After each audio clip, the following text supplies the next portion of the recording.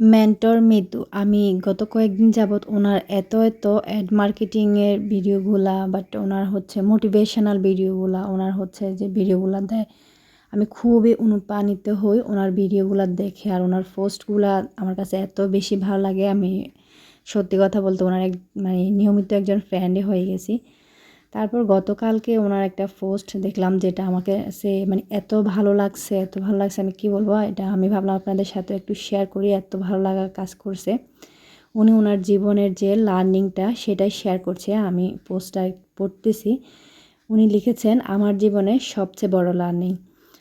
আজ আমি আপনাদের এমন একটি শিক্ষা শেয়ার করতে চাই যা আমার চিন্তা, সিদ্ধান্ত এবং জীবনকে নতুনভাবে দেখতে শিখিয়েছে।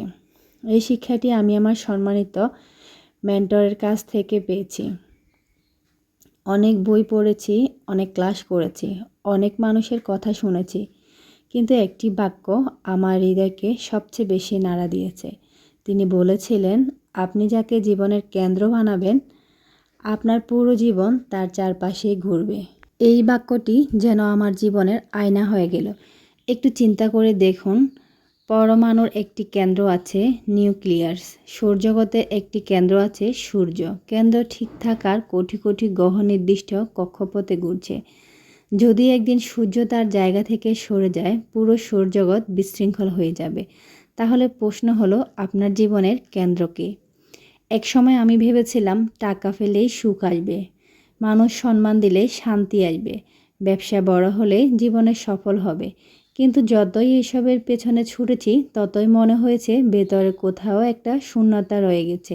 আমার প্রিয় মেন্টর আমাকে যা বলেছিল, আজ আপনার মেন্টর হিসেবে আমি আপনাকে সেই কথাটাই বলতে চাই। টাকা জীবনের কেন্দ্র নয়, টাকা জীবনের একটি মাধ্যম। কেন্দ্র হওয়ার যোগ্য একমাত্র আল্লাহ। এই কথাটি আমার ভেতরটাকে বদলে দিয়েছে। আমি বুঝলাম, যখন টাকা আমার কেন্দ্র ছিল, তখন লাভ হলে আমি খুশি হতাম, ক্ষতি হলে ভেঙে পড়তাম।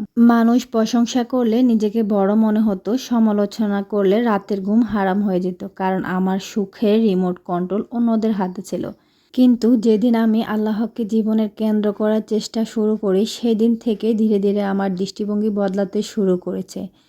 এখন আমি প্রতিটি সিদ্ধান্তের আগে নিজেকে একটি প্রশ্ন করি, এতে কি আল্লাহ সন্তুষ্ট হবেন?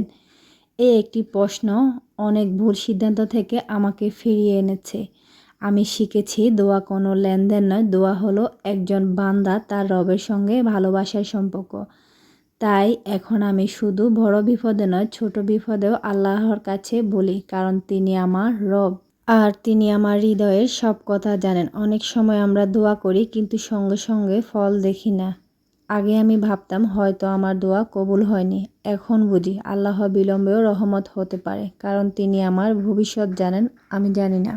আমি আরও শিখেছি, নামাজ শুধু একটি দায়িত্ব নয়, এটি আমার আত্মার পূর্ণ জাগরণ। দিনে 5 বার আমি আমার রবের কাছে ফিরে যাওয়ার সুযোগ পাই। পৃথিবী আমাকে ক্লান্ত করে, কিন্তু সিজদা আমাকে আবার শক্তি দেয়। আমার জীবনের আরেকটি বড় উপলব্ধি হলো, মানুষ হিসাবে আমরা ভুল করবই, কিন্তু একজন মুমিনের সৌন্দর্য হলো সে ভুলের মধ্যে হারিয়ে যায় না।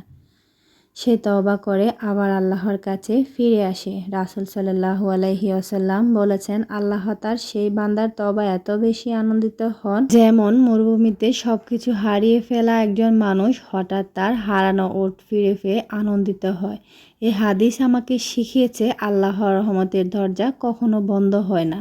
আজ আমি আর অন্যের জীবন নিয়ে ব্যস্ত নই, আমি নিজের হৃদয়কে ঠিক করার চেষ্টা করি, কারণ কিয়ামতের দিন আমাকে অন্য কারো নয়, নিজের আমলের জবাব দিতে হবে। আমি ব্যবসাও নতুনভাবে দেখতে শিখেছি। শুধু লাভ নয়, বরকত বেশি গুরুত্বপূর্ণ। হালাল উপার্জন, সততা, আমানতদারি এবং মানুষের হক আদায়, এসবে প্রকৃত সফল ব্যবসার ভিত্তি। আমি আরও একটি অসাধারণ শিক্ষা পেয়েছি, ঘটনা সবসময় আপনার জীবন বদলায় না। আপনি ঘটনাকে কিভাবে দেখছেন, সেটাই আপনার জীবন বদলে দেয়। একই সমস্যায় একজন মানুষকে ভেঙে দেয়, আবার আরেকজনকে আরও শক্তিশালী করে তোলে। পার্থক্য সমস্যা নয়, পার্থক্য দৃষ্টিভঙ্গিতে। তাই আজ আমি সংকট দেখলে শুধু কষ্ট দেখি না, আমি ভাবি আল্লাহ আমাকে কি শেখাতে চান। এই প্রশ্নই আমাকে আবার দাঁড়ানোর শক্তি দেয়। আজ যদি আমাকে কেউ জিজ্ঞেস করে আমার জীবনের সবচেয়ে বড় শিক্ষা কি, আমি এক বাক্য বলবো, আপনার হৃদয়ে সিংহাসন যদি আল্লাহ থাকেন তাহলে টাকা আপনার হাতে থাকবে, কিন্তু যদি টাকাকে হৃদয়ের সিংহাসনে বসান তাহলে একদিন টাকা আপনাকেই শাসন করবে। তাই আজ আমি আপনাকে একটি অনুরোধ করতে চাই, আপনি আপনার জীবনের কেন্দ্রকে বদলে ফেলুন। মানুষ নয়, টাকাকে নয়, পদ পদবীকে নয়, পরিস্থিতিকেও নয়। আপনার জীবনের কেন্দ্র হোক একমাত্র আল্লাহ। তারপর সর্বোচ্চ চেষ্টা করুন, হালাল পথে চলুন, নিয়তকে বিশুদ্ধ রাখুন আর ফলাফলের ব্যাপারে আল্লাহর উপর তাওয়াক্কুল করুন। আমি বিশ্বাস করি যেদিন আল্লাহ আপনার জীবনের কেন্দ্র হয়ে যাবেন সেদিন থেকে আপনার সিদ্ধান্ত বদলাবে, আপনার চরিত্র বদলাবে, আপনার ব্যবসায় বরকত আসবে, আপনার সম্পর্ক বদলাবে, আর সবচেয়ে বড় কথা আপনার হৃদয়ে এমন এক প্রশান্তি জন্ম নেবে যা পৃথিবীর কোনো সম্পদ দিয়ে কেনা যায় না। নিজেকে বদলান, জীবন বদলে যাবে। Mentor Metu, certified life coach and marketing expert.